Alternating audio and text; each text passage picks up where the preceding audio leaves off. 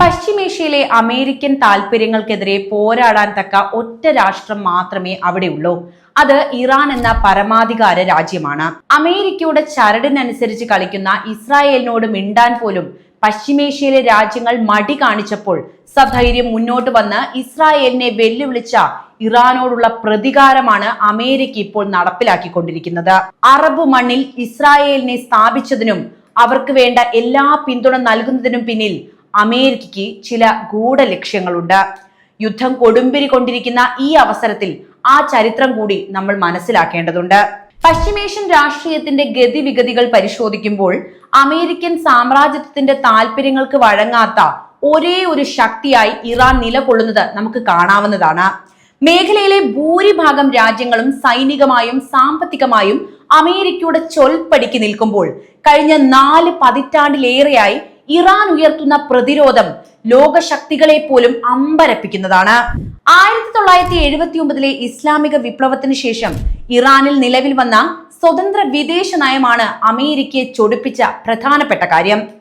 ഇറാനിലെ ഷാ ഭരണകൂടത്തെ ഉപയോഗിച്ച് പശ്ചിമേഷ്യയിലെ എണ്ണ സമ്പത്ത് കൊള്ളയടിച്ചുകൊണ്ടിരിക്കുന്ന അമേരിക്കയ്ക്ക് വിപ്ലവാനന്തരം ആ അധികാരം നഷ്ടമായതാണ് ഇന്നത്തെ എല്ലാ പ്രശ്നങ്ങളുടെയും സംഘർഷങ്ങളുടെയും അടിസ്ഥാന കാരണം.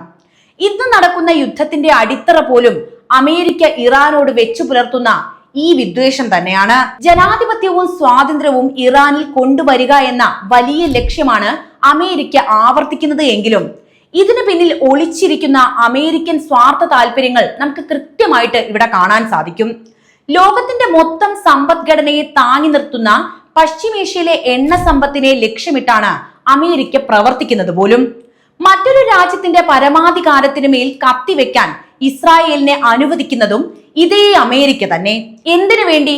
പശ്ചിമേഷ്യയിലെ അമേരിക്കൻ താല്പര്യങ്ങൾ സംരക്ഷിക്കപ്പെടണമെങ്കിൽ ഒരു തെമ്മാടി രാഷ്ട്രമാക്കി ഇസ്രായേലിനെ അവരോധിക്കേണ്ടതുണ്ട്.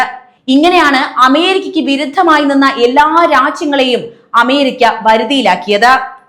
അമേരിക്കയുടെ പശ്ചിമേഷ്യൻ നയതന്ത്രം എന്നത് ജനാധിപത്യം സ്ഥാപിക്കലല്ല, മറിച്ച് തങ്ങളുടെ താല്പര്യങ്ങൾ സംരക്ഷിക്കുന്ന വിനീത വിധേയരായ ഭരണാധികാരികളെ നിലനിർത്തുക എന്നതാണ്. സൗദി അറേബ്യ ഉൾപ്പെടെയുള്ള അയൽ രാജ്യങ്ങൾ അമേരിക്കയുമായി അടുത്ത ബന്ധം പുലർത്തുമ്പോൾ ഇറാൻ ഒരു ബദൽ ശക്തിയായി വളരുന്നത് അമേരിക്കൻ അപ്രമാദിത്വത്തിന് വലിയ വെല്ലുവിളി ഉണ്ടാക്കുന്നു. ഇറാനെ സാമ്പത്തികമായി തകർക്കാൻ ഏർപ്പെടുത്തിയ ഉപരോധങ്ങൾ യഥാർത്ഥത്തിൽ ആ രാജ്യത്തിനെ ഒതുക്കാനുള്ള ബോധപൂർവമായ ശ്രമങ്ങളായിരുന്നു. ആണവായുധങ്ങളുടെ പേര് പറഞ്ഞ് ഇറാനെ ലോകത്തിനു മുന്നിൽ ഭീഷണിയായി ചിത്രീകരിക്കുമ്പോഴും ഇസ്രായേൽ ഉൾപ്പെടെയുള്ള അമേരിക്കൻ സഖ്യകക്ഷികൾക്ക് കൈവശം വെച്ചിരിക്കുന്ന ആണവായുധങ്ങളെ കുറിച്ച് അമേരിക്ക മൗനം പാലിക്കുന്നത് ഇവരുടെ ഇരട്ടത്താപ്പ് വ്യക്തമാക്കുന്നുണ്ട്. ഇറാന്റെ ഭൂമിശാസ്ത്രപരമായ പ്രത്യേകതയും അവിടുത്തെ ബൃഹത്തായ എണ്ണ പ്രകൃതിവാതക ശേഖരവുമാണ് അമേരിക്കയുടെ പ്രധാന ലക്ഷ്യം പോലും. ലോകത്തിലെ ഊർജ വിപണിയെ നിയന്ത്രിക്കണമെങ്കിൽ ഇറാന്റെ മേൽ മേധാവിത്വം സ്ഥാപിക്കേണ്ടത് അമേരിക്കയ്ക്ക് അത്യാവശ്യമാണ്. ഇതിനായി ഇറാനിലെ ആഭ്യന്തര പ്രശ്നങ്ങളെ പ്രോത്സാഹിപ്പിക്കാനും ഭരണകൂടത്തെ അട്ടിമറിക്കാനും CIA പോലുള്ള ഏജൻസികൾ മുഖാന്തരം ശ്രമിച്ചുകൊണ്ടിരിക്കുകയാണ് അമേരിക്ക. എന്നാൽ പടിഞ്ഞാറൻ സമ്മർദ്ദങ്ങൾക്ക് മുന്നിൽ മുട്ടുമടക്കാത്ത റഷ്യ, ചൈന തുടങ്ങിയ രാജ്യങ്ങളുമായി ചേർന്ന് പുതിയൊരു സാമ്പത്തിക ക്രമം രൂപപ്പെടുത്താൻ ഇറാൻ നടത്തുന്ന നീക്കങ്ങൾ അമേരിക്കയുടെ ഏകധ്രുവ ലോകമെന്ന സ്വപ്നത്തിന് കനത്ത പ്രഹരവും ഏൽപ്പിച്ചു. മേഖലയിലെ മറ്റ് രാജ്യങ്ങളെ ഇറാന് എതിരാക്കി മാറ്റുന്നതിലൂടെ പശ്ചിമേഷ്യയിൽ നിരന്തരമായ അസ്ഥിരത നിലനിർത്താനാണ് അമേരിക്ക ശ്രമിക്കുന്നത്.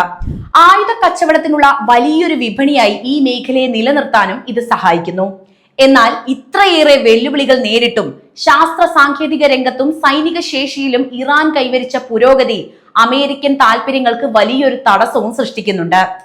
ചുരുക്കി പറഞ്ഞാൽ ജനാധിപത്യത്തിന്റെയോ മനുഷ്യാവകാശത്തിന്റെയോ പേരിലല്ല, മറിച്ച് കേവലമായ അധികാരമോഹത്തിനും വിഭവങ്ങൾ കൈക്കലാക്കാനുമുള്ള നീക്കങ്ങളാണ് ഇറാനെതിരെ അമേരിക്ക കാലങ്ങളായി നടത്തിക്കൊണ്ടിരിക്കുന്നത്. ഈ സാമ്രാജ്യത്വ കടന്നുകയറ്റങ്ങളെ പ്രതിരോധിക്കുന്നതിലൂടെ ഇറാൻ യഥാർത്ഥത്തിൽ ഉയർത്തിപ്പിടിക്കുന്നത് ഒരു രാജ്യത്തിന്റെ പരമാധികാരവും അന്തസ്സും തന്നെയാണ്. പശ്ചിമേഷ്യയിൽ അമേരിക്കയുടെ താല്പര്യങ്ങൾ സംരക്ഷിക്കുന്നതിനായി ഓരോ രാജ്യങ്ങളെയും അവർ എങ്ങനെയാണ് തങ്ങളുടെ കൂടെ നിർത്തിയിരിക്കുന്നത് എന്ന് പരിശോധിക്കുന്നത് ഈ വിഷയത്തിലുള്ള ആഴത്തിലുള്ള അറിവിന് നമ്മളെ സഹായിക്കും.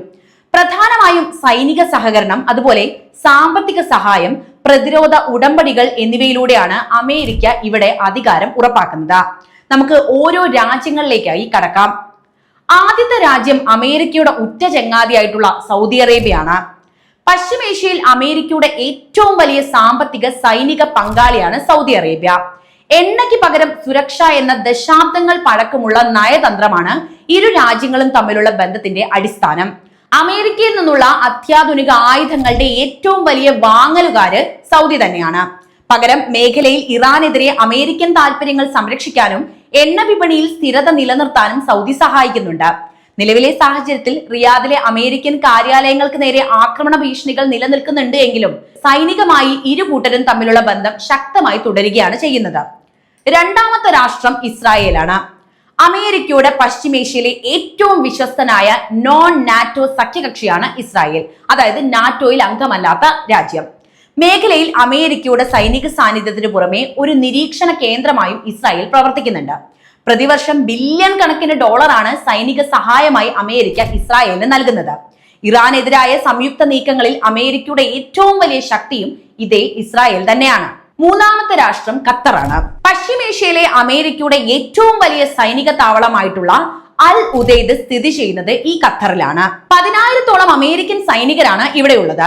അഫ്ഗാനിസ്ഥാനിലും ഇറാഖിലും അമേരിക്ക നടത്തിയ പല നീക്കങ്ങളുടെയും നിയന്ത്രണ കേന്ദ്രമായിരുന്നു ഇവിടം. ഖത്തർ ഇറാന്റെയും അമേരിക്കയുടെയും ഇടയിൽ ഒരു മധ്യസ്ഥനായി പലപ്പോഴും പ്രവർത്തിക്കാറുണ്ട് എങ്കിലും അമേരിക്കയുമായുള്ള 10 വർഷത്തെ പുതിയ സൈനിക കരാറിലൂടെ അവർ വാഷിംഗ്ടണിനോടുള്ള തങ്ങളുടെ വിധേയത്വം ഊട്ടിയുറപ്പിച്ചിട്ടുണ്ട്. നാലാമത്തെ രാഷ്ട്രം ബഹ്റിനാണ്. അമേരിക്കൻ നാവികസേനയുടെ 5ാം കപ്പൽ പടയുടെ ആസ്ഥാനം ബഹ്റിനിലാണ്. പേർഷ്യൻ ഗൾഫ്, ചെങ്കടൽ, അറബിക്കടൽ എന്നിവിടങ്ങളിലെ അമേരിക്കയുടെ നാവിക മേധാവിത്വം നിയന്ത്രിക്കുന്നത് ഇവിടെ നിന്നാണ്.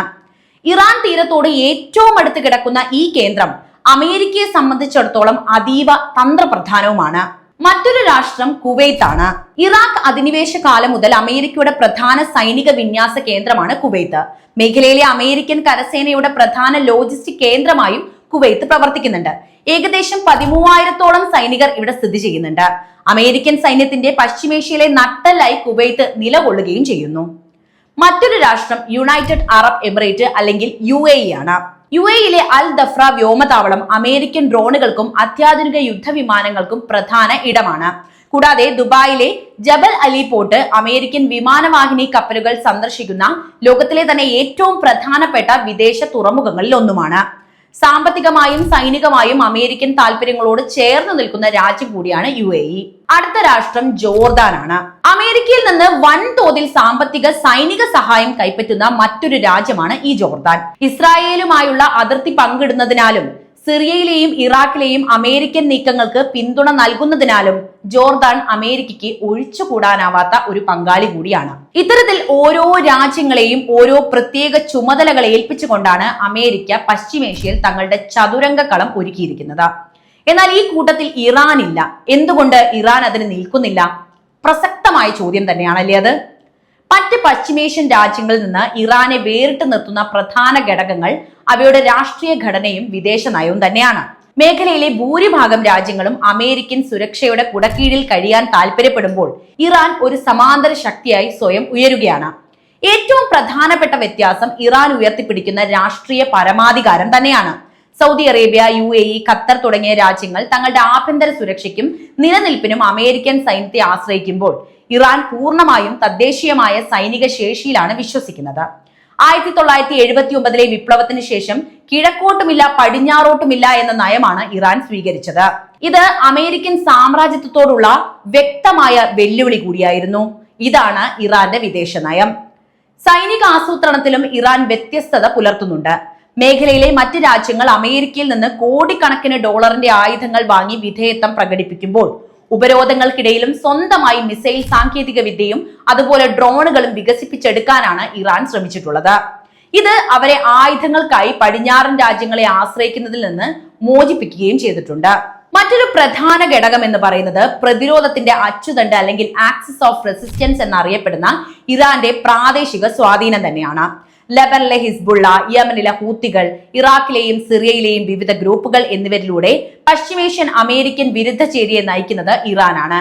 മറ്റ് അറബ് രാജ്യങ്ങൾ അമേരിക്കയുമായി ചേർന്ന് ഇസ്രായേലുമായി ബന്ധം സ്ഥാപിക്കാൻ ശ്രമിക്കുമ്പോൾ ഇസ്രായേലിന്റെയും അമേരിക്കയുടെയും നീക്കങ്ങളെ നേരിട്ട് എതിർക്കുന്ന ഏക രാജ്യമായി ഇറാൻ പശ്ചിമേഷ്യയിൽ നിലകൊള്ളുകയാണ്.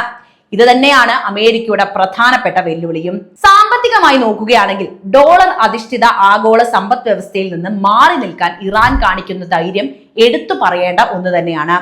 അമേരിക്കൻ ഉപരോധങ്ങൾ മറികടക്കാൻ ചൈനയുമായും റഷ്യയുമായും ചേർന്ന് പുതിയ വ്യാപാര രീതികൾ ഇറാൻ വികസിപ്പിച്ചെടുത്തിട്ടുണ്ട്. എണ്ണ വിഭവങ്ങൾ സ്വന്തം താല്പര്യപ്രകാരം വിപണനം ചെയ്യാനുള്ള അവരുടെ ശ്രമം അമേരിക്കയുടെ ആഗോള സാമ്പത്തിക നിയന്ത്രണത്തിന് വലിയ ഭീഷണിയാണ് ഉണ്ടാക്കിയത്.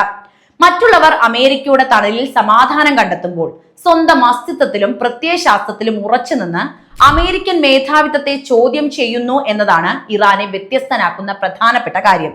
ഈ അനുസരണക്കേടാണ് അമേരിക്ക ഇറാനെ തകർക്കാൻ ശ്രമിക്കുന്നതിന്റെ പ്രധാന കാരണവും. ഈ വിഷയത്തെക്കുറിച്ചുള്ള നിങ്ങളുടെ അഭിപ്രായങ്ങൾ എന്തായാലും കമന്റ് ബോക്സിൽ എഴുതുക. മറ്റൊരു വീഡിയോയുമായി വീണ്ടും വരാം.